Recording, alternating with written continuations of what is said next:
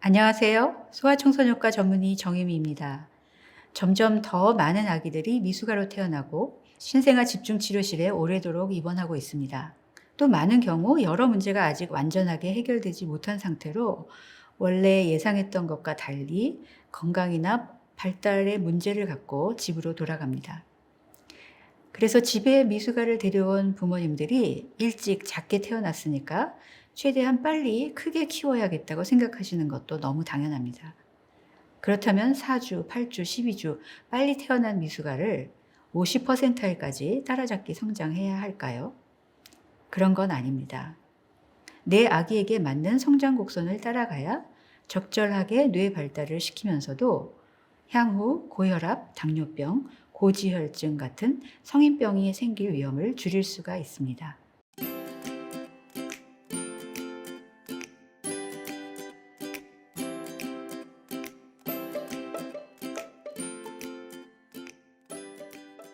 미숙아 성장은 따라잡기 성장이라는 말에서 알 수 있듯이 잘 못 자라는 시기와 잘 자라는 두 단계로 나누어 볼 수 있습니다.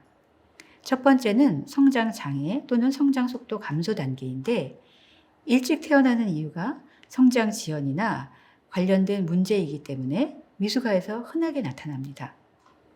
미숙아들은 출발 자체를 작게 불리하게 시작하는 셈이죠. 임신 나이에 비해서 체중이 10%일보다 작은 태아를 부당 경량아라고 하는데 미숙아의 경우는 그렇게 태어나는 비율이 10%가 아니라 훨씬 더 높습니다. 또 엄마에게 의존했던 태아 영양에서 신생아 영양으로 전환하는데도 시간이 오래 걸립니다. 예를 들어서 29주에 800g으로 태어난 미숙아에게 오늘 당장 온전하게 필요한 양을 100% 먹일 수는 없습니다. 또 칼슘 같은 영양소는 엄마 뱃속에서만큼 충분히 주기가 쉽지 않습니다. 미숙아들에게도 당연히 모유 수유가 최우선적으로 권장되지만 영양 요구량이 만사가와 좀 다르기 때문에 단백질이나 무기질 같은 것들을 강화해야 합니다. 또 미숙아는 입으로 먹는데도 여러 단계를 거쳐서 조심스럽게 진행해야 하고 면역이 덜 발달한 상태라 아픈 경우도 많이 있습니다. 이렇게 여러모로 성장에 더 불리한 미숙아들은 태어났을 때보다 오히려 중환자실을 퇴원할 때 퍼센타일이 더 떨어지는 경우가 아주 많습니다.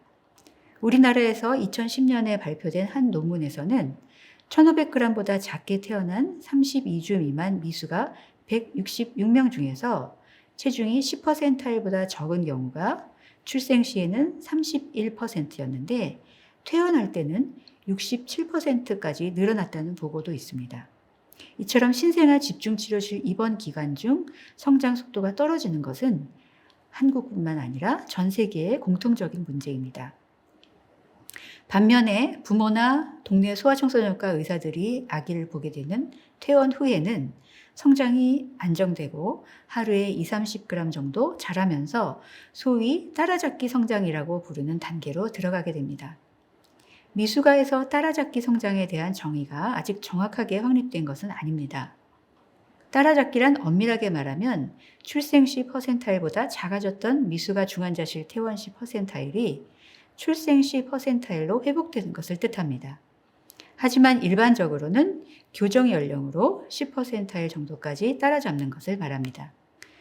현실적으로 10%보다 작게 태어나는 미숙아가 아주 많지만 그 다음 몇 년 동안 어느 정도 따라잡기 성장을 해서 대개 85 내지 90%는 체중은 2, 3세에 키는 3살에서 5살 정도에 따라잡게 됩니다. 하지만 출생 체중이 1000g이나 1500g처럼 아주 작았거나 재태 연령에 비해서 체중이 더 적었던 아기일수록 따라잡기가 어렵습니다. 그런데 퇴원 후 처음 몇 달 만에 따라잡기 성장을 했던 아기는 그보다 더 오래 걸렸던 아기보다 신경 발달 예후가 더 좋은 것으로 알려져 있습니다. 그래서 뇌 발달을 위해서 퇴원 후 미숙아의 따라잡기 성장이 아주 중요합니다. 하지만 한국 신생아 네트워크 자료에 따르면 1500g 미만으로 태어난 미숙아의 경우 만 24개월 때보다 만 3살이 되었을 때 체중도 키도 5%일에 못 미치는 비율이 더 많아졌다고 합니다. 그렇다면 이렇게 작게 일찍 태어난 미숙아들은 일단 체중을 50%까지는 최대한 빨리 따라잡는 게 좋을까요? 그게 또 그렇지는 않습니다. 왜냐하면 미숙아들도 만삭아들처럼 과체중이나 비만이 될 수도 있기 때문입니다. 특히 28주 미만으로 더 일찍, 1000g 미만으로 더 작게 태어난 아기일수록 그렇습니다. 이런 아기들을 6, 7살까지 성장을 관찰한 한 연구 결과에 따르면 저체중인 숫자와 과체중과 비만을 합한 숫자가 비슷하게 각각 20% 정도였다고 합니다. 즉 미숙아도 잘못하면 키에 비해서 체중이 너무 빨리 늘 수 있다는 말입니다.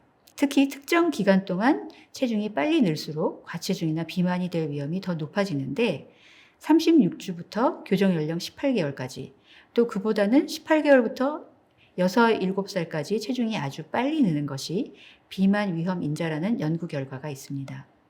그런 아이들은 지방량이 더 많고 특히 복부 지방이 많았습니다. 또 신체 활동량이 적고 앉아 지내는 시간이 길고 그래서 고혈압 비율도 높았다고 합니다. 물론 일반 만삭아에 비해서 미숙아가 비만이 더 많이 된다는 뜻은 아니지만 미숙아라고 해서 비만에서 안전하다고 볼 수 없기 때문에 미숙아도 신장별 체중이 85%를 넘는 과체중은 예방할 필요가 있습니다. 또 여러 가지 신체나 발달상의 이유로 앉아서 생활하는 시간이 길 수밖에 없는 미숙아들일수록 더욱더 적극적으로 신체 활동을 장려하는 것이 꼭 필요합니다. 미숙아도 키에 비해서 체중이 너무 빨리 늘면 나중에 고혈압, 고지혈증, 당뇨병 등 대사증후군이 생길 위험이 있다는 점 꼭 기억하세요. 신생아 집중치료실에 있던 미숙아가 퇴원했다고 마냥 마음을 놓을 수만은 없죠.